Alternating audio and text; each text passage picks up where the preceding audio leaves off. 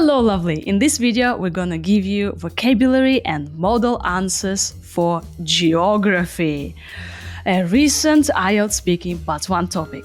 I'm Maria. And my name is Rory, and we're here to help prepare you for IELTS Speaking. How horrible is this topic, geography? Well, it's not my area of expertise, but I still know a few geographical terms, and I'm very flexible with my vocabulary because I can use words like geography, geographical, and geographically speaking. Geographically speaking. But another word beginning with G is grammar, and our grammar focus for this episode is the third conditional. Why? Because I'm rubbish with conditionals and I needed an excuse to learn about them, so that's what we're sticking with. The third conditional. Yeah. Ooh. So I'll try and use it as many times as I possibly can in my answers. Of course, you don't need to do that, but it's a good chance to see a very, rich set of answers that are rich in this kind of grammar. Let's go to the moon and back. And back. Have you ever studied geography at school? Well, yes, but if I'd had the chance, I probably wouldn't have taken it as a subject. I mean, I remember all of the stuff about tectonic plates and earthquakes and other natural disasters, but to be honest, I don't think that stuff has any relevance for my life right now. So, geography. I think everybody remembers their geography classes, and geography is taught at school as a subject, right? And we have a lot of topic-specific vocabulary here. For example, Rory started with tectonic plates. I did talk about them, but tectonic plates are, I think they're just the same word in every language. They're the, how am I going to simplify this? They're the parts of the crust that move around. It's like the surface of the planet, the crust that moves around. And they move around because of the magma and convection. Like that's the movement of the magma underneath the plates. Earthquakes. Yeah, let's move on to earthquakes because they cause earthquakes. Natural disasters. Can we not keep talking about earthquakes? That's when the tectonic plates like rub against each other and then they suddenly move. Yeah, earthquakes is like when everything like does like this. Yeah, but if you get like geography and you have to answer questions about it, then you can say this. So natural disasters could be something from earthquakes, floods. Hold on. Hello? Hi, Chris. He's answering his phone during the recording, okay? We're recording and Rory is just talking on the phone. Natural disasters. Earthquakes, floods, fires. What else do we have? Bushfires. Did you say storms? Storms, yeah. Tornadoes, hurricanes. Tornadoes, hurricanes. Yeah, so you can mention all that. And you can say that, okay, I did geography at school. So, and you say I did geography, yeah, or I had geography. Or took. I took geography at school and I remember something about... Geography, like if you take a subject, that means you've chosen it. So, and I didn't have a choice because it was compulsory. But if you opted to do that, then you could say I took geography.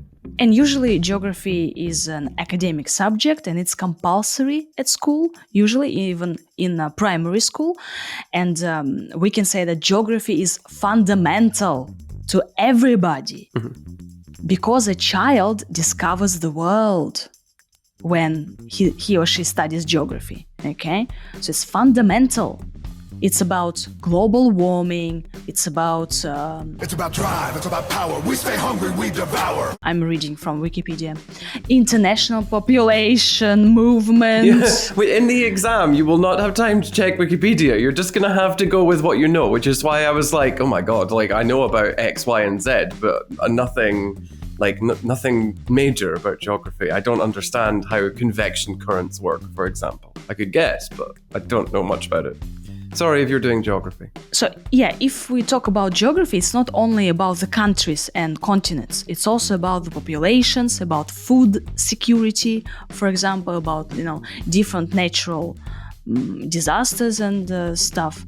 So yeah, throw in some posh vocabulary like tectonic plates. You could just say that. Just say like, I learned about tectonic plates, but I don't know anything else about them. That's just, I know the name.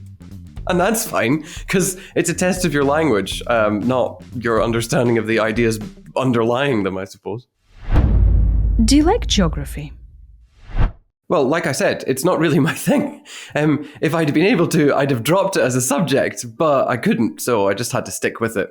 All of the things about like erosion and plate movements, it's interesting, but it's not. It doesn't have any direct relevance for my life. And you know, if it doesn't really have much relevance, then it's not terribly interesting, or it's not terribly engaging, is what I should say.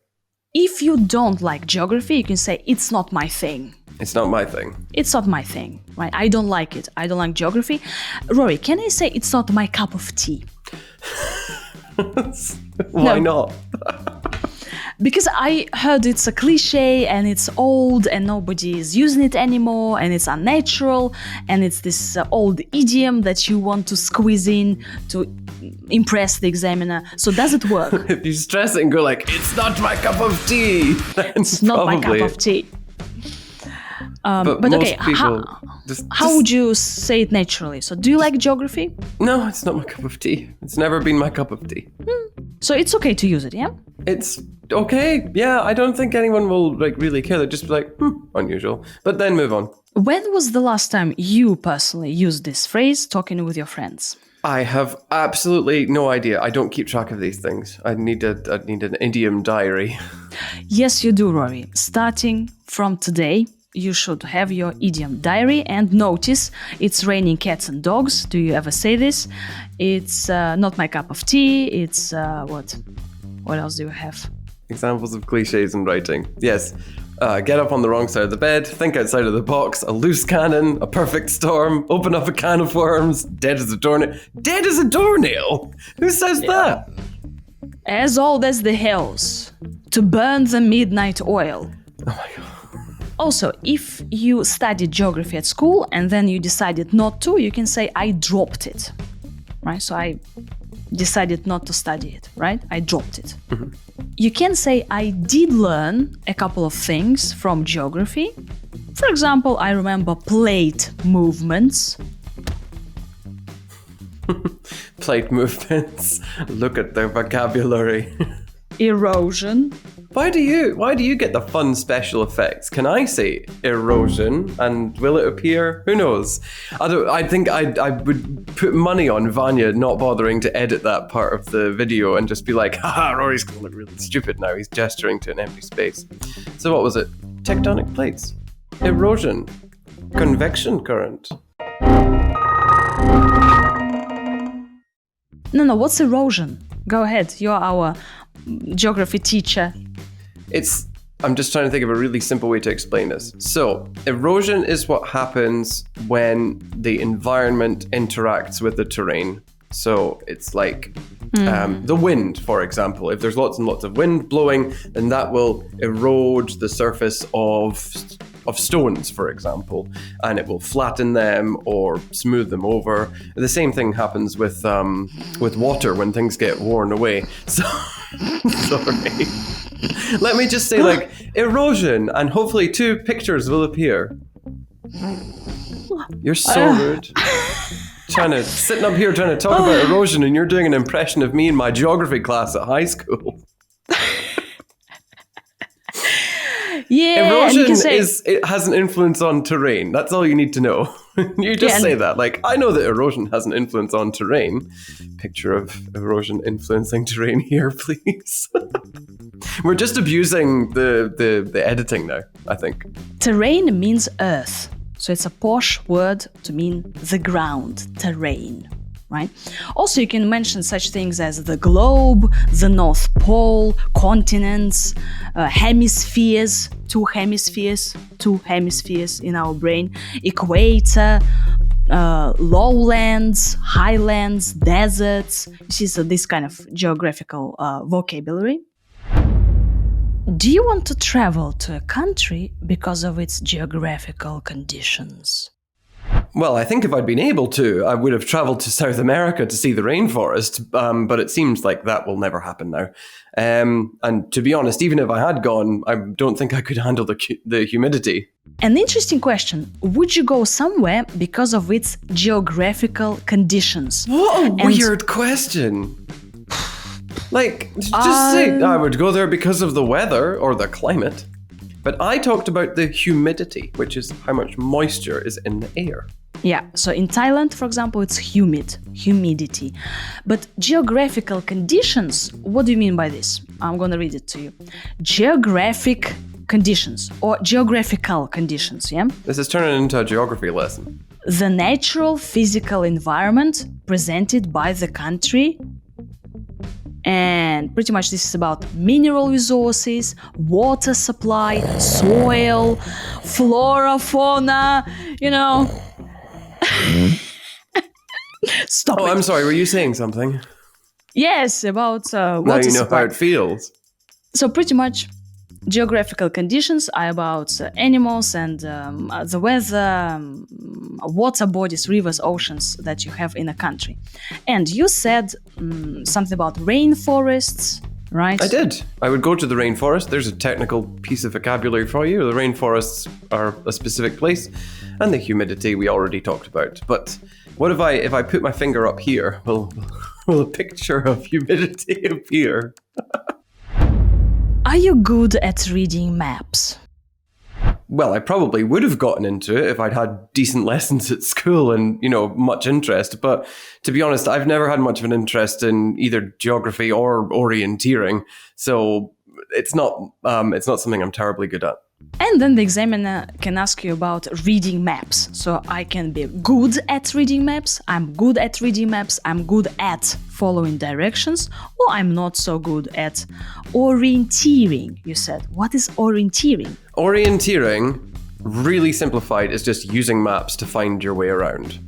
So you have a look at the map and then you see what direction you're going to go in. And this is actually a special condition when people can't follow maps and they don't, they like at all, right? They can't do this. That's right. Do you know the name of the conditions when people can't read maps? But when they can't read maps specifically, Yeah. No. There's Come not a on. medical. That's not a come medical on. condition. It is a medical condition. No, a medical condition wouldn't arise specifically related to a certain kind of literature. They would have dyslexia or something like that. Okay, I'm Googling now. Medical condition. I can't when the brain can't make its own maps. Topographical disorientation. So you see, dear listener, you can say, I suffer from topographical disorientation. It's DTD. Okay? That is not a thing. Give me That's a just something 9. that somebody Give has it to me. made up as an excuse for not being able to read maps. Wow. It's theatlantic.com. It's like a super website. But theatlantic.com, that's a news website. Like that's There you go. CBC.ca News Canada. This is also a news site. None of these places are medical websites. I want to see I want to talk to a doctor. Thank you. Topographical disorientation. So, dear listener, just to be cool and full of awesome and interesting to the examiner, say, you know what? I can't read maps because I suffer from DTD. You know, the examiner. It's I'm suffering from WTF right now. WTF? What is this? What the?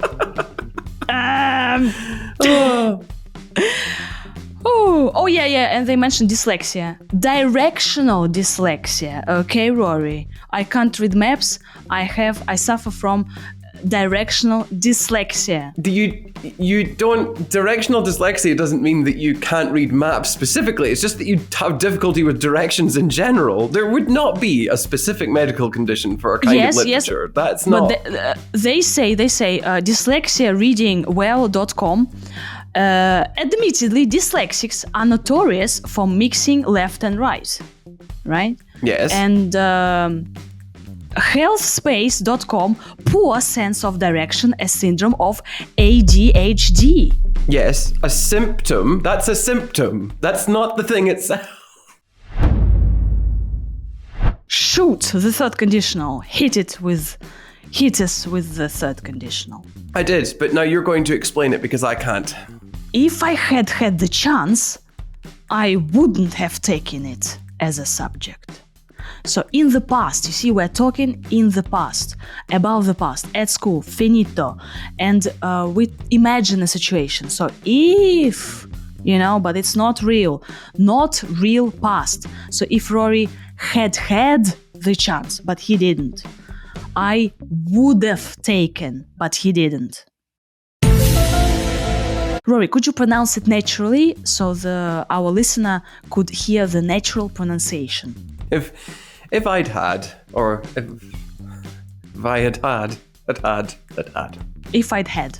Yes. I'd say if I'd had, but if I'd had the chance. If I had had. So it's like really quick. Had. Had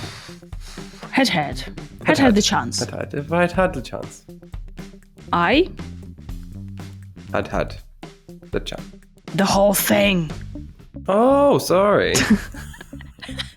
Say the whole freaking yes, but sentence. If I had the chance, I would have dropped it. What about astronomy, Rory? Yes, I never studied astronomy, but if I'd had the chance, then I would have taken it at school. Yeah. When you talk about school, university, your childhood, feel free to use the third conditional about unreal past. For example, if in the past, like when I was at university, if I had been able to, I'd have traveled to South America, but I couldn't do it. I didn't have any money, or I was busy, and I didn't go. So I'd have traveled. I would have traveled. I'd have traveled. Rory, could you pronounce the whole thing, the whole sentence, for us to hear your natural Scottish pronunciation? Oh, if I'd been able to, then I would have traveled to South America to see the rainforest. There we go. Back in the past, right? But I wasn't, and it didn't happen. Also, for example, you can say that, for example, your geography teacher was horrible. Like a horrible teacher, you hated geography, and then you imagine, oh, what if the teacher, hey, right? So what do you say? If I'd had decent geography classes, I'd have loved it at school. But you didn't have good classes, the teacher was horrible, and you hated geography. If I'd had better teachers, I would have paid more attention. I would have paid. Would have paid. You could say that for any subject. Maybe that's our new hack. Like, if you get asked a question about a random topic and you'd be like, well, if I'd had better teachers, I would have paid more attention to that in school. Ask another question. Let's transfer this. Yeah. For example, mathematics. Did you have mathematics at school? Did you like it? No, I hated mathematics. If I'd had better teachers, then I probably would have done better with it. There we go. Any subject. Yeah. And anything about school, just blame it on teachers. Well, why not? We're doing that anyway. Sorry, teachers. If you're a school teacher, sorry. It's just a good way to use the third conditional. Hey! Thank you for listening. Thank you so much. Love, hugs, and kisses. Smash the like button, subscribe, share our videos. Love and joy. Do not smash the like button. Be nice to the like button. Just